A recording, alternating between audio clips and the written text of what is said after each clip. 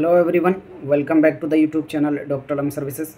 I am Mohammad Salam, third year MBBS student at government medical college Fatehpur.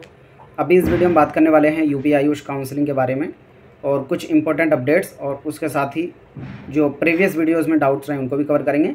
और normally cut off का क्या trend रहता है UP Ayush के अंदर फर्स्ट राउंड से सेकेंड राउंड में, और फर्स्ट राउंड के अंदर जो इंट्रा अपग्रेडेशन राउंड है उसका क्या सिनेरियो रहता है, तो पूरा डिस्कशन करेंगे। जो लोग भी चैनल पर नए हो चैनल को सब्सक्राइब करें, वीडियो को लाइक करें और अपने फ्रेंड्स में ज़रूर शेयर करें। तो अभी ऑफिशियल वेबसाइट पर आप आएंगे तो शेड्यूल के हिसाब से जो टाइमिंग चल रही है इस टाइम पर जो वेरिफिकेशन का आज लास्ट डेट है डॉक्यूमेंट का, और एडमिशन जो है 9 अक्टूबर तक सभी स्टूडेंट को लेना है, और 9 अक्टूबर तक ही सभी कैंडिडेट जो है अपना अपना अपग्रेडेशन के लिए विलिंगनेस भर सकते हैं। तो पहले तो जो प्रीवियस वीडियोस में डाउट्स रहे हैं स्टूडेंट के उनको मैं कवर कर देता हूँ। तो काफ़ी क्वेरी थी अपग्रेडेशन से रिलेटेड, जबकि मैंने लाइव आपको बता दिया था कैसे अपग्रेडेशन करना है। अगर आपने वीडियो नहीं देखी तो जाकर देख लेना किस तरीके से अपग्रेडेशन के लिए अप्लाई करेंगे। उसमें क्वेरी ये थी कि काफ़ी स्टूडेंट जो अपग्रेडेशन चाहते हैं और कॉलेज में एडमिशन लेना नहीं चाहते, तो उन कैंडिडेट के लिए मैंने बताया था पहले ही कि ऑनलाइन विलिंगनेस सिर्फ उन्हीं कैंडिडेट को भरना है जो पुरानी सीट में एडमिशन लेना चाहते हैं, यानी उसे लेकर और फिर अपग्रेडेशन करना चाहते हैं। अगर आप उसे नहीं लेना चाहते हैं तो अपने डॉक्यूमेंट का वेरिफिकेशन मत कराइए। डॉक्यूमेंट का वेरिफिकेशन नहीं कराएंगे आपको एडमिशन भी नहीं लेना पड़ेगा जो कॉलेज पहले से अलॉटेड है, और उसके बाद जो है आप अपग्रेडेशन में अपने आप ही एलिजिबल हो जाएंगे। लेकिन अगर आप चाहते हैं कि जो कॉलेज आपको मिला है उसे भी रखें, और अगर उससे बेहतर कोई मिले तो उसके लिए अपग्रेडेशन में जाना चाहते हैं तो आप पहले उस कॉलेज में एडमिशन लेना पड़ेगा और फिर आपको अपग्रेडेशन का विलिंगनेस भरना पड़ेगा। ऐसे कैंडिडेट जिनको कोई भी कॉलेज नहीं मिला है उन्हें अपग्रेडेशन भरने की ज़रूरत नहीं है, वो अपने आप ही एलिजिबल हो जाएंगे। और जो रिज़ल्ट है वो 10 अक्टूबर को आएगा, तो सभी लोग 10 को चेक कर लेंगे एक बार, जिन्होंने भी अपग्रेडेशन के लिए डाला है। जिनको कोई भी कॉलेज नहीं मिला वो भी ज़रूर चेक करेंगे, ठीक है। फिर एक और चीज़ थी कि जैसे ही अपग्रेडेशन का रिज़ल्ट आएगा तो उसमें क्या सभी कैंडिडेट को दोबारा से डॉक्यूमेंट का वेरिफिकेशन कराना होगा, तो इसका आंसर है नो। इसमें सिर्फ और सिर्फ जो अपग्रेडेशन का डॉक्यूमेंट का वेरिफिकेशन आपको दिख रहा होगा नोडल सेंटर पे 11 तारीख को आपको जो कराना है सुबह 9 बजे से शाम के 5 बजे तक। तो यहाँ पे साफ लिखा है नोडल सेंटर पर नवीन आवंटन प्राप्त अपग्रेडेशन अभ्यर्थी, नए आवंटन मिले हुए, यानी ऐसे कैंडिडेट जिनको अभी जो फर्स्ट राउंड का रिजल्ट आ चुका है ऑलरेडी, जिसके एडमिशन चल रहे हैं, इसमें अगर कोई भी सीट आपको नहीं मिली है और अपग्रेडेशन में पहली बार आपको सीट मिलती है तब आपको डॉक्यूमेंट का वेरिफिकेशन कराना पड़ेगा।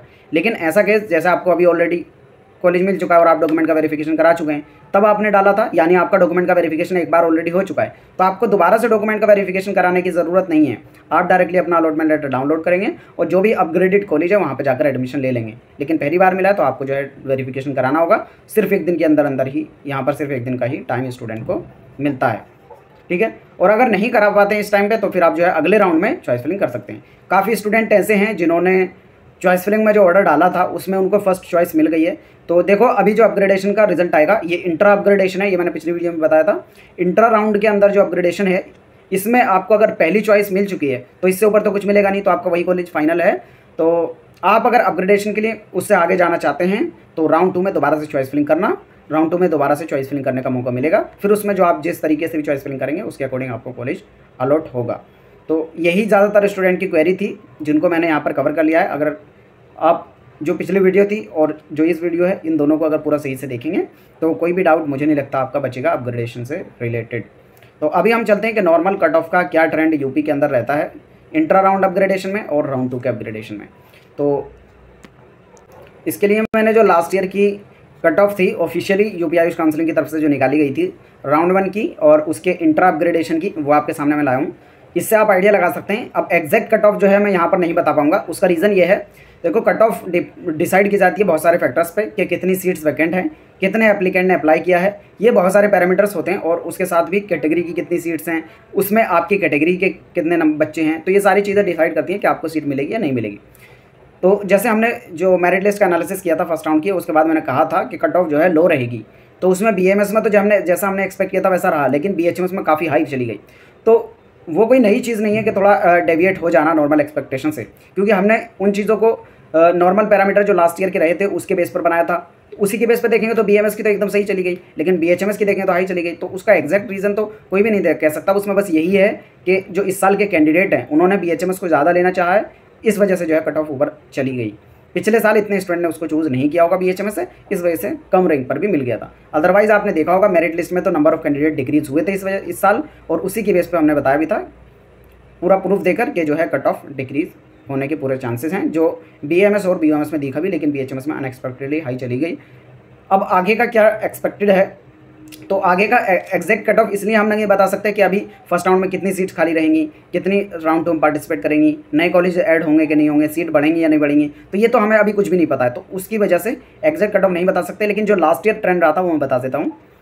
ये ओवरऑल फर्स्ट राउंड की कट ऑफ है, आपको AY दिख रहा है आयुर्वेदा, और यहाँ पर अलग अलग कैटेगरी का दिख रहा है। यहाँ से मैं थोड़ा जूम कर देता हूँ, आप यहाँ से देख पाएंगे। 17 तारीख को जो है पहला रिजल्ट आया था, 17/9/2024, 17 सितंबर को, ठीक है, UP आयुष का ये। तो कैटेगरी वाइज आप यहाँ से देख सकते हैं। फिर उसके बाद जब अपग्रेडेशन का रिजल्ट आया फर्स्ट राउंड के अंदर, HO मतलब होम्योपैथी चल रहा है, यहाँ से आप देख सकते हैं। फिर UN मतलब है यूनानी चल रहा है, अलग अलग कैटेगरी वाइज, ठीक है। तो ऑल इंडिया रैंक के हिसाब से देखोगे तो फिर बाद में इंट्रा राउंड 1 का जो अपग्रेडेशन का रिजल्ट आया था वो आया था 23 को, तो आप 23 का यहाँ पर रिजल्ट देखेंगे।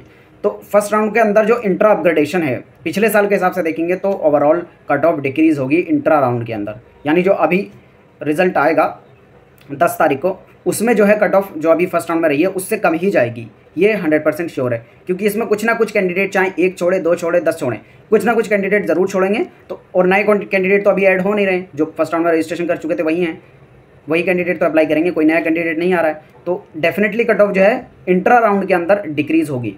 लेकिन जो राउंड 2 का अपग्रेडेशन होगा, राउंड 2 का जब अपग्रेडेशन होगा तो स्टूडेंट को दोबारा से रजिस्ट्रेशन करने का मौका मिलेगा। अब जब रजिस्ट्रेशन करने का मौका मिलेगा, बहुत सारे स्टूडेंट ऐसे होंगे जो पहले सोच रहे थे UP में नहीं मिलेगा, तो उन्होंने पार्टिसिपेट नहीं किया रैंक के हिसाब से, लेकिन अब देख रहे होंगे कट ऑफ तो काफ़ी लो चली गई, ये बाद में पता चला मेरिट लिस्ट के बाद। तो अब उसको देख के जो है कैंडिडेट दोबारा से रजिस्ट्रेशन करना शुरू करेंगे। तो नंबर ऑफ कैंडिडेट डेफिनेटली देखना राउंड 2 में बढ़ेंगे, और नंबर ऑफ कैंडिडेट बढ़ेंगे तो कट ऑफ बढ़ेगी। लास्ट ईयर भी ऐसा ही हुआ था, नंबर ऑफ कैंडिडेट बढ़े थे तो फर्स्ट राउंड में जो कट ऑफ रही थी उससे ज़्यादा ही सेकंड राउंड में कट ऑफ रही थी। तो इस साल का भी वही एक्सपेक्टेड है, जो फर्स्ट राउंड में कट ऑफ रहेगी ओवरऑल, उससे हाई कट ऑफ ही सेकंड राउंड में देखने को मिलेगी, क्योंकि नंबर ऑफ कैंडिडेट बढ़ेंगे, क्योंकि स्टूडेंट ने देख लिया कि कट ऑफ लो रही है तो रजिस्ट्रेशन करेंगे।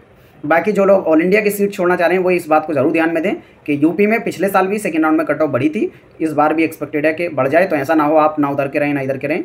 तो अगर वहाँ की सीट छोड़ रहे हो तो एक पूरा अपना कैलकुलेटेड डिसीजन खुद की तरफ से लेना, ऐसा ना हो कि किसी ने बता दिया या कुछ कह दिया। पिछले साल तो यही हुआ था, इंटर राउंड के अंदर जो अपग्रेडेशन है उसमें कट ऑफ कम रही थी, राउंड 2 के अंदर जो दोबारा से कट ऑफ आई थी तो वो बढ़ गई थी, क्योंकि नंबर ऑफ रजिस्ट्रेशन के कैंडिडेट वो बढ़ गए थे, और इस साल भी होगा। बाकी एग्जैक्ट कितना रहेगा ये तो नहीं बता सकते, क्योंकि अभी हमें पता नहीं है कितनी सीट्स वैकेंट है कितनी नहीं। लेकिन बहुत सारे स्टूडेंट की क्वेरी आ रही थी कि एक आइडिया दे दो कट ऑफ का क्या रह सकती है, तो मैंने सोचा एक वीडियो में कवर कर देता हूँ। इसके बाद भी कोई क्वेरी बचती है नीचे कमेंट बॉक्स में बता सकते हैं। मिलते हैं नेक्स्ट वीडियो में, तब तक के लिए थैंक यू।